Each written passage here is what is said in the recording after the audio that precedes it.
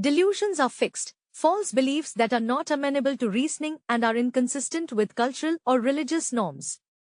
They are seen across primary psychotic disorders, mood disorders, neurological illnesses, and substance-related conditions. Understanding the content and type of delusion is critical for psychiatric assessment. We begin with delusional misidentification syndromes. These involve the false belief that people, places, objects, or even the self have been altered, duplicated, replaced, or transformed. In Capgras syndrome, the patient believes that a person close to them has been replaced by an identical double or imposter. In Cotard's syndrome, the person believes that they are dead, do not exist, or that their organs or body parts are missing, lost, or replaced. In the doppelganger phenomenon, the patient is convinced that they have a duplicate or double. In Fregoli syndrome, the patient believes that a persecutor is disguising themselves as familiar people.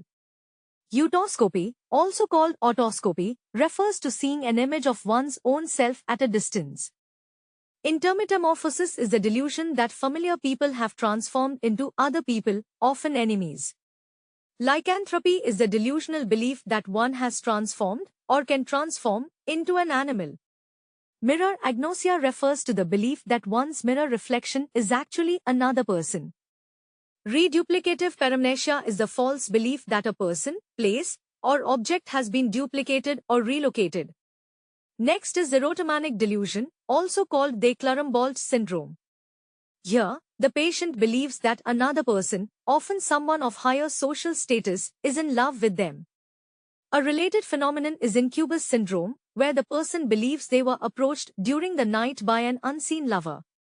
Folie à deux refers to a shared delusion between two individuals, usually involving a close emotional relationship.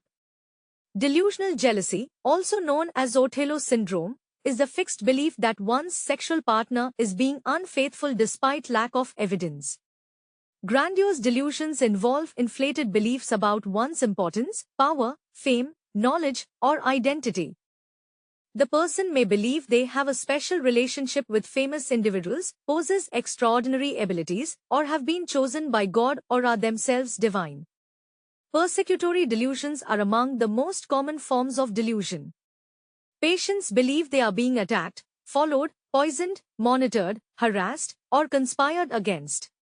Closely related are delusions of reference, where the patient believes that people around them are talking about them, sending messages about them, or referring to them indirectly through television, newspapers, gestures, or conversations. Somatic delusions involve false beliefs related to bodily functions, sensations, or physical structure. Anosognosia refers to denial of an existing neurological or physical deficit. Anton's syndrome is denial of blindness in patients with cortical blindness. Asomatognosia is the belief that a body part does not belong to oneself. Bromosis is the false belief that one emits a terrible body odor. Delusions of control involve the belief that one's body, actions, emotions, or thoughts are being controlled by external forces. Delusional parasitosis, also called Ekbom syndrome or Morgellons disease, is the false belief of infestation by parasites or organisms despite absence of medical evidence. Coro is the delusional belief that the penis is retracting into the abdomen and may lead to death.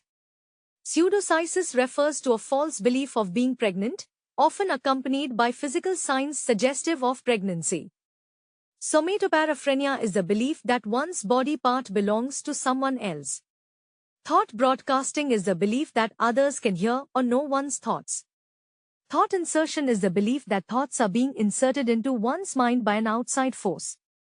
Thought withdrawal is the belief that thoughts are being removed from one's mind by an external entity. During assessment, always evaluate the conviction, preoccupation, distress, insight, and functional impact associated with the delusion. Also assess for associated hallucinations, mood symptoms, neurological findings, substance use, and underlying medical conditions. The theme, structure, and context of the delusion can provide important clues toward diagnosis and management.